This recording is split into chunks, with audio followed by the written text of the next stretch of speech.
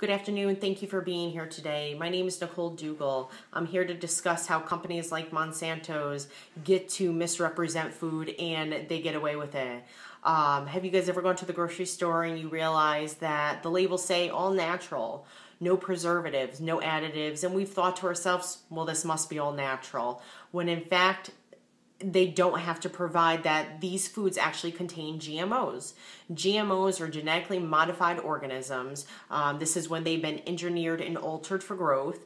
It's in about 90% of our food. This is sort of Monsanto's specialty. Just a little history about Monsanto's. In the early 1900s, Monsanto's was the world's largest pesticide chemical company. They made the company, the chemical Roundup. Roundup is the #1 weed killer out there. They also produced other chemicals such as PCBs, Agent Orange. Agent Orange was a huge thing back in the Vietnam War, about 1940s. It was used to spray, they sprayed it over the land of where they thought the Vietnams were hiding. And what this did is it just wiped out all their agriculture, their trees, their grass, everything like that. So they could not cover anymore and they were able to attack. What we didn't think about is the future of not only them, but the Americans that were infected with this as well. So we still see today that they have issues with reproduction and babies still have birth defects. So it was something that was a huge thing over there. About 1980s, Monsanto's started a new aspect of their business. They got into the seed business. What they did is they bought seeds from all different companies and they injected these with the GMOs, so they're modified, and patented these seeds so that no one else could use them anymore. Smart. So this was put a lot of farmers out of business because they weren't able to use the seeds anymore. Another big thing that happened was they were always trying to put farmers out of business. So what they would do is they would actually put their fields next to organic farmers' fields, and these fields would eventually, well, a piece of pollen would eventually come over from their field and land into the organic field. Over time, there was some sort of growth, and Monsanto's would be able to sue these organic farmers, saying that they had stole their seeds.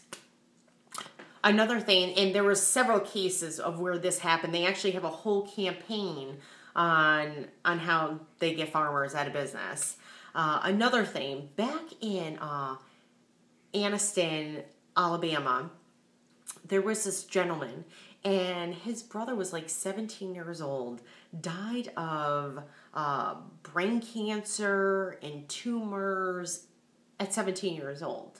So I guess what happened, Monsanto's was allowed to put a field of PCBs in that community, caused almost every single person in that area to come down with some disease, death, and the people that are still alive from that area, though the area is abandoned, are on ridiculous amount of medicine.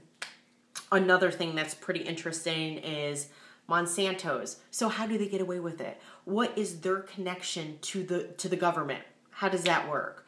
Well, we found this gentleman, Michael Taylor. He worked as a staff attorney for the FDA. He then switched positions several years later and worked for Monsanto's for, food and drug laws, building them. And then he ended up going to work back for the FDA where he was able to pass these laws.